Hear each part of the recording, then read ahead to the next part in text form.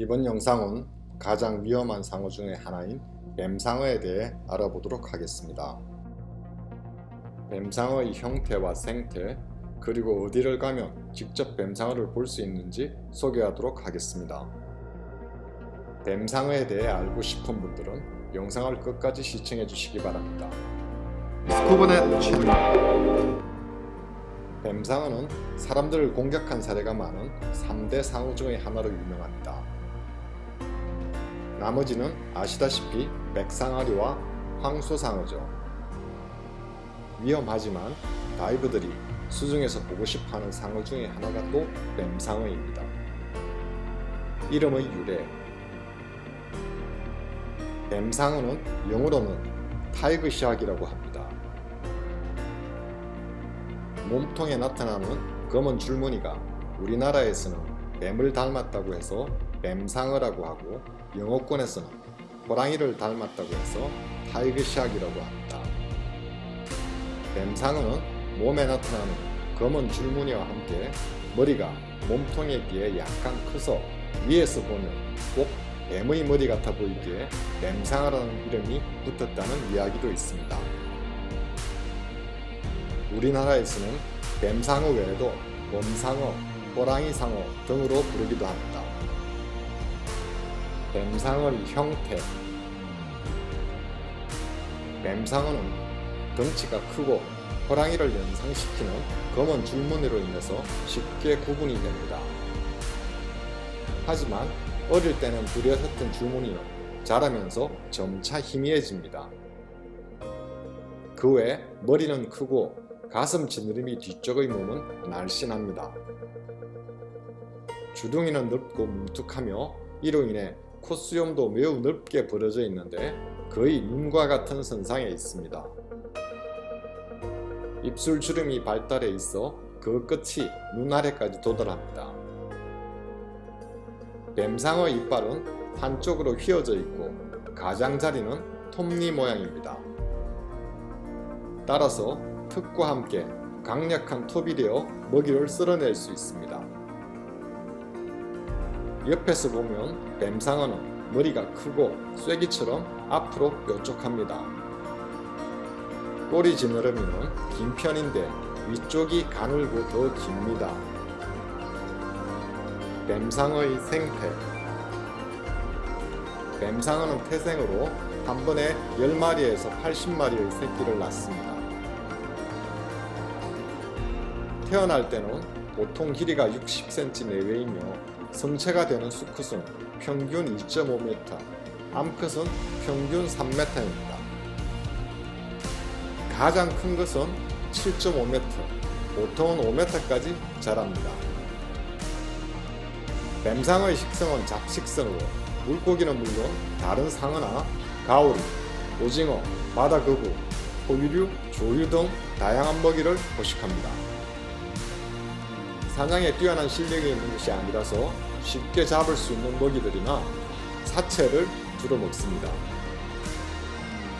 탐식성이 있어 죽은 뱀상어의 뱃속에서 자동차 타이어와 번호판 등이 나왔다는 기록도 있습니다. 뱀상어를 볼 수 있는 곳. 뱀상어는 우리나라 서해안과 제주도 해역은 물론이고 전 세계 온대, 열대, 아열대 해역에 널리 분포하고 있습니다. 하지만 IUCN의 위기 근접종으로 흔하게 볼 수 있는 상어는 아닙니다. 지난해 팔라우 전문 채널에서 죽은 만타레이를 포식하는 뱀상어들이 관찰되어 동영상으로 촬영된 것이 페이스북과 유튜브를 통해서 공개되기도 했지만 흔하게 있는 일은 아닙니다. 2014년 4월 투바타 델슨넥 포인트에서 뱀상어가 관찰되어 서울시립대 정상근 교수가 인증사진을 촬영하기도 했습니다. 이렇게 흔하게 볼 수 있는 상어가 아니기 때문에 다이버들은 뱀상어를 보고 싶어 합니다. 전 세계적으로 뱀상어를 볼 수 있는 곳은 몇 군데에 불과합니다. 피지의 벵가 라군 리조트와 몰디브의 후바물라슨 등은 뱀상어 피딩 다이빙으로 유명합니다. 뱀상어를 코앞에서 만날 수 있다는 것 때문에 오직 그 목적으로만 이런 곳을 찾기도 합니다. 아직 국내 다이버들이 거의 찾지 않고 있지만 바하마의 타이거 비치도 미국 및 유럽 다이버들에게 꽤 유명한 곳입니다. 스쿠버넷에서는 2017년 5월에 피지, 2019년 1월에 몰디브 푸바물라 뱀상어 투어를 직접 진행하였습니다. 또한 코스타리카 코코스슨에서 뱀상어의 공격으로 캐나다 여성 다이버가 사망한 후에 투어를 진행하여 두려움 속에서 다이빙을 하며 야생의 뱀상어를 만나기도 했습니다. 그래서 뱀상어를 보고 싶어하는 다이버들을 위해 피지와 푸바물라 투어를 소개하고 예약을 해주고 있습니다. 뱀상어 다이빙.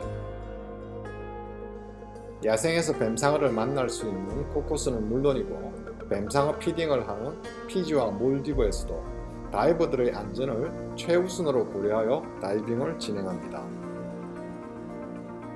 피지에서는 무슨 근거인지 모르겠지만 뱀상어 다이빙을 할 때 밝은색의 핀을 사용하지 못하게 합니다. 그리고 다이버들은 돌담 뒤에 앉아 카메라와 고개만 내밀고 구경을 하게 합니다. 피딩은 역할 분담을 하여 조직적으로 진행됩니다. 앞에서 뱀상어에게 먹이를 주는 가이드들과 다이버들의 옆과 뒤에서 접근하는 상어들을 막아주는 가이드들이 있습니다. 피지에서는 뱀상어 외에도 황소상어들도 함께 나타나는데 덩치에서 차이가 많이 납니다. 피지의 가이드들은 체인 슈트도 없이 맨손으로 상어에게 먹이를 주고 만지기도 합니다. 푸바물라에서는 상어 피딩에 참가하는 다이버들 전원에게 공을 하나씩 나눠줍니다. 상어가 가까이 다가오면 공을 세로로 세워서 상어가 물지 못하게 하라고 합니다. 물론 가이드들이 다이버들의 위치를 정해주고 주변에서 상어를 주시하며 다이버들을 보호해줍니다. 코코스에서는 뱀상어가 출몰하는 곳에서는 다이버들이 가까이 서로 모여있도록 하고 가이드들이 후방에서 뱀상어가 나타나는지 감시해줍니다.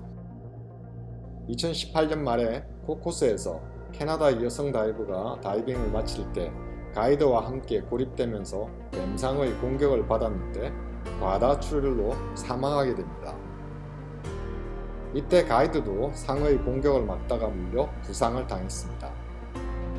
이런 일로 해서 코코스에서는 더 이상 야간 다이빙을 하지 않으며 뱀상어가 출몰하는 마뉴엘리타슨에서는 가이드들이 모두 상어봉을 휴대하고 다닙니다.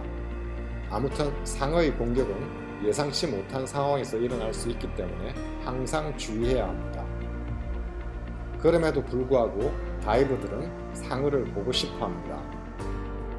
뱀상어를 보고 싶은 다이버들은 스쿠버넷으로 문의하면 더욱 자세한 정보를 얻을 수 있을 것입니다. 시청 감사합니다.